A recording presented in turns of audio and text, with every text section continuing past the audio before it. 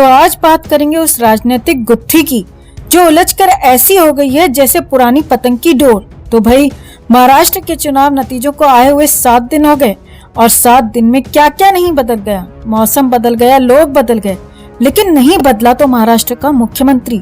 हर कोई सोच रहा है भाई ये मुख्यमंत्री की कुर्सी है या कौन बनेगा करोड़पति की हॉट सीट, जो तय ही नहीं हो पा रही। उधर एकनाथ शिंदे जी जिन्हें बीजेपी का सीएम बनना था वो सीधे दरिया गांव चले गए। अब दरिया गांव कोई मामूली गांव नहीं है, यह है शिंदे साहब की सोचने की फैक्ट्री। यहाँ फोन नहीं चलता, नेटवर्क गायब और शिंदे साहब ध्यान मुद्रा में। सुनने में आया है कि वहाँ वो राजनीति का गूढ़ गणित हल कर रहे हैं। और इधर बीजेपी में बेचैनी है। देवेंद्र फडणवीस की हालत ऐसी है जैसे शादी में वो भाई जो हर बार दूल्हा बनने की उम्मीद लेकर जाता है लेकिन सिर्फ बारात का नेतृत्व करके लौट आता है। और संजय शिरसाट जो शिंदे गुट के बयानबाजी चैंपियन हैं, उन्होंने दावा ठोक दिया है अगर शिंदे साहब सीएम नहीं बनेंगे तो डिप्टी सीएम भी नहीं बनेंगे। मतलब एकदम न खाऊंगा न खाने दूंगा वाला मामला। अब ये बयान सुनकर महाराष्ट्र की सियासत में हड़कंप मच गया। लेकिन ठहरिए, सियासत में मसाला डालने का काम सिर्फ संजय शिरसाट नहीं कर रहे। दूसरी तरफ है संजय राउत जो शिवसेना यूबीटी के महान प्रवक्ता हैं। उनका बयान ऐसा होता है जैसे कोई पड़ोसी की छत पर खड़े होकर ताना मार रहा हो। लोगों का कहना है कि संजय राउत की बयानबाजी ने ही उद्धव ठाकरे की पार्टी को ऐसा डुबोया जैसे बारिश में मुंबई की लोकल ट्रेन डूबती है। और अब संजय शिरसाट वही कोशिश शिंदे साहब के लिए कर रहे हैं। अब असली सवाल ये है, दरिया गांव से लौटने के बाद शिंदे साहब क्या करेंगे? सीएम की कुर्सी पर दावा ठोकेंगे, डिप्टी सीएम बनने से इनकार करेंगे या फिर किसी तीसरे विकल्प पर ध्यान देंगे? वैसे सुना है कि दरिया गांव से शिंदे साहब हर बार एक मास्टर स्ट्रोक लेकर आते हैं।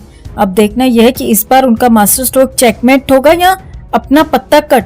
और बीजेपी की हालत, भाई बीजेपी वालों ने तो 132 सीटें लाकर सोचा था कि खेल हमारा होगा, लेकिन अब गठबंधन की तकरार में खेल ऐसा फंसा है जैसे लूडो में पासा उल्टा पड़ गया हो। इधर अमित शाह जी ने भी अपनी चालें चल दी हैं। एक एक करके फडणवीस, शिंदे और अजित पवार से मिल लिए, लेकिन बात अभी तक सुलझी नहीं है। मतलब ऐसा लग रहा है जैसे अमित शाह ने कह दिया हो भाई हमें क्या, तुम लोग आपस में लड़ो, हम बाद में ताली बजा देंगे।